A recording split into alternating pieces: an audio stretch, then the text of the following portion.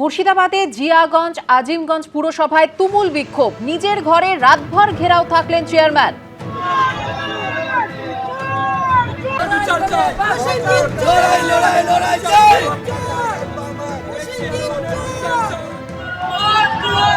কথা বলে নেব আমাদের প্রতিনিধি রাজীব চৌধুরীর সঙ্গে। রাজীব, কি ঘটেছে? সুবর্ণা, গতকাল সন্ধ্যে থেকে চেয়ারম্যান জিয়াগঞ্জ আজিমগঞ্জ পৌরসভার প্রসেনজিৎ ঘোষকে স্থানীয় মানুষজন বিজেপি কর্মী সমর্থক বলে তাদের পরিচয় তারা দিচ্ছেন। তারা ঘেরাও করে রাখেন। তাদের অভিযোগ, এই পৌরসভায় ব্যাপক দুর্নীতি হয়েছে, আবাস থেকে শুরু করে বিভিন্ন কাজের এখানে দুর্নীতি হয়েছে এবং নানাভাবে পৌরসভার পক্ষ থেকে জমি বাড়ি দখল, পুকুর বোঝানো হয়েছে এবং তার পূর্ণ মদত হয়েছে পৌরসভার পক্ষ থেকে। তারা এই পৌরসভার চেয়ারম্যানের গ্রেপ্তারের দাবিতে সরব হন।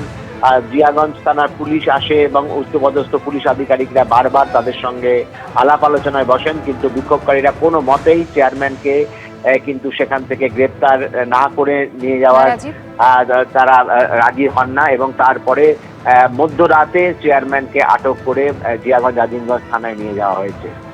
ধন্যবাদ রাজীব।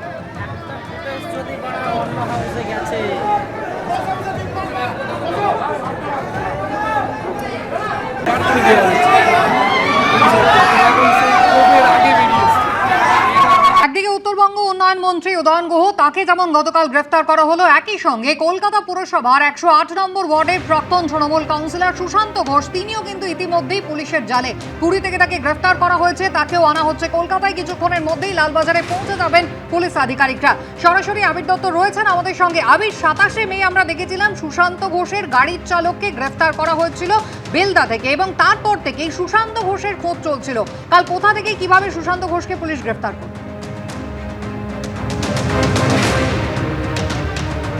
শুরুতে অভিযোগটা জানাই যে যিনি অভিযোগ করেছিলেন এবং একাধিক ব্যক্তির অভিযোগ রয়েছে দোকান বসানোকে কেন্দ্র করে টাকা নেওয়ার, 2 থেকে 3 কোটি টাকা নেওয়ার অভিযোগ, এবং সেখানে মোট 8 জনকে গ্রেপ্তার করা হয়েছে। শেষ যাকে গ্রেপ্তার করা হলো তার নাম হচ্ছে সুশান্ত ঘোষ, যিনি 108 নম্বর ওয়ার্ডের প্রাক্তন তৃণমূল কংগ্রেসের কাউন্সিলর।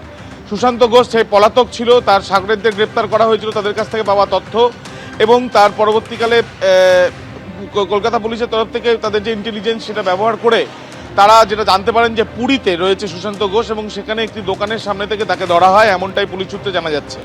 তাকে ধরার পরে গতকাল রাত্রিবেলায় তাকে গতকাল দুপুরবেলায় তাকে প্রথমে ধরা হয় এবং তার পরবর্তীকালে যেটা জানা যাচ্ছে যে আজকে তাকে লালবাজারে নিয়ে আসা হবে, আদালতে পেশ করা হবে।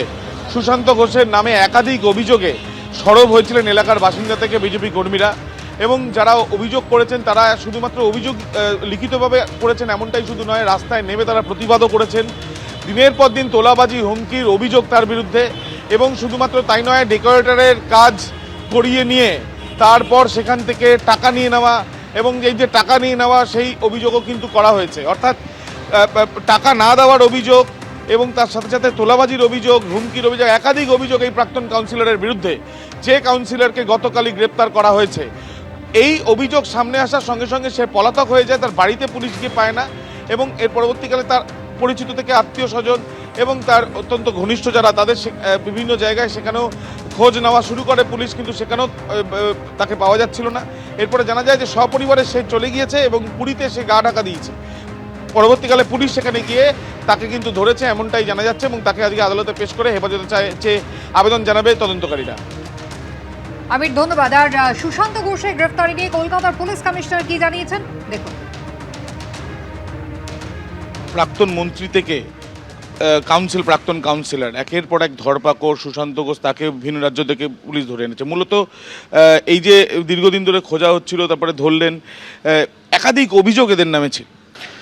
ওই অভিযোগ আসছে, পুলিশ তদন্ত করছে, যেটা আছে আইনগত ব্যবস্থা নেওয়া হচ্ছে। এবিপি আনন্দ, এগিয়ে থাকে, এগিয়ে রাখে।